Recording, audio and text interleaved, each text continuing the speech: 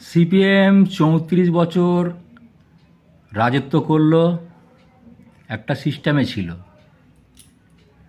তারপরে এলো টিএমসি, ১৫ বছর রাজত্ব করলো।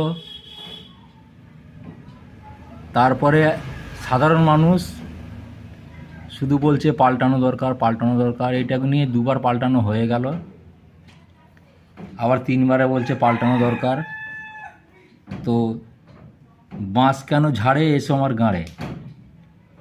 সাধারণ মানুষের খেটে খাওয়া, রুটি রোজগারের যা অবস্থা চলছে, সুষ্ঠুভাবে সাধারণ মানুষ আর করে খেতে পারবে না।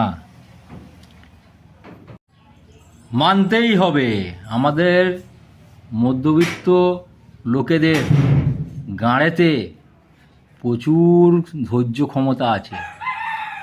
এত ঝাড়ের বাঁশ গাড়ে নিতে নিতে প্রচুর ধৈর্য ক্ষমতা বেড়ে গেছে। তো বাঁশ কেন ঝাড়ে এসো আমার গাঁড়ে, যতবার হবে ততবারই নিয়ে নেবে। তো গাঁড়ের প্রচুর ধৈর্য। তারপরে যখন কিছু হয়ে যাবে বলেই ফেটে গেল, ফেটে গেল, ফেটে গেল। আজ পর্যন্ত শুনেছো কারোর ফেটেছে? কথায় বলে ফেটে গেল, ফেটে গেল। কোনোদিন ফাটবে না। বহু ধৈর্য, বহু সহ্য আছে, নিতেই থাকবে আছলা বাঁশ।